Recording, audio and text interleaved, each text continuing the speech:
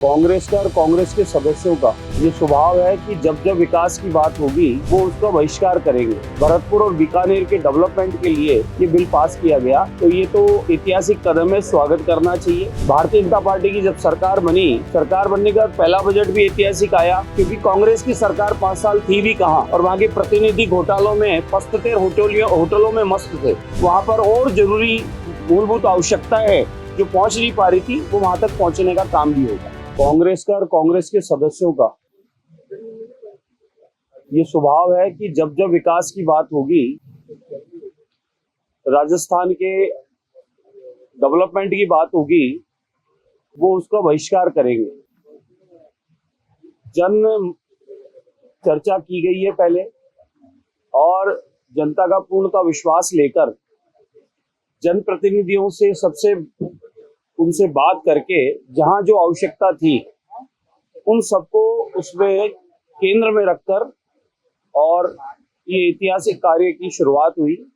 भरतपुर और बीकानेर के डेवलपमेंट के लिए ये बिल पास किया गया, और इससे भरतपुर और बीकानेर के लोगों को बड़ी प्रसन्नता है, और वहाँ का जो विकास होगा, डेवलपमेंट होगा, वहाँ के जो अछूते रहे अब तक, कॉलोनियां रही, गांव रहे, वो सब उसके दायरे में आके वहां का डेवलपमेंट अच्छा हो पाएगा। और बड़े शहरों की तर्ज पर हमारा भरतपुर और बीकानेर में भी हम लोग सुविधाएं पूर्णतः पहुंचा पाएंगे। तो ये तो ऐतिहासिक कदम है, स्वागत करना चाहिए।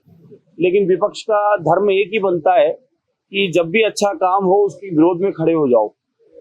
आप लगातार देखते आ रहे हैं कि भारतीय जनता पार्टी की जब सरकार बनी, सरकार बनने का पहला बजट भी ऐतिहासिक आया, ऐतिहासिक डेवलपमेंट के कार्य प्रारंभ हुए, और देवतुल्य जनता ने उसी का आशीर्वाद संपूर्ण भारतीय जनता पार्टी को और उप मुख्यमंत्री मुख्यमंत्री के किए हुए कार्यों को सराहना करते हुए दिया, और उपचुनाव में वही आशीर्वाद मिला।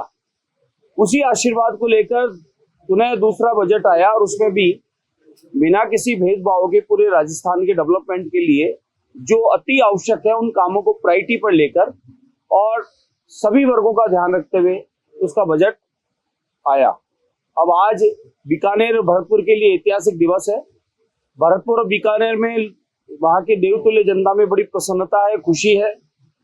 देख रहे हैं हम लोग सोशल मीडिया के माध्यम से, आम मीडिया के माध्यम से, कि वहां के लोग बहुत खुश हुए इस बात से कि वो हमारा डेवलपमेंट के लिए जो हमारी मांग थी, उस मांग को कांग्रेस काल में सुना नहीं जा रहा था, क्योंकि कांग्रेस की सरकार 5 साल थी भी कहाँ, और वहां के प्रतिनिधि घोटालों में पस्तते, होटलों में मस्त थे।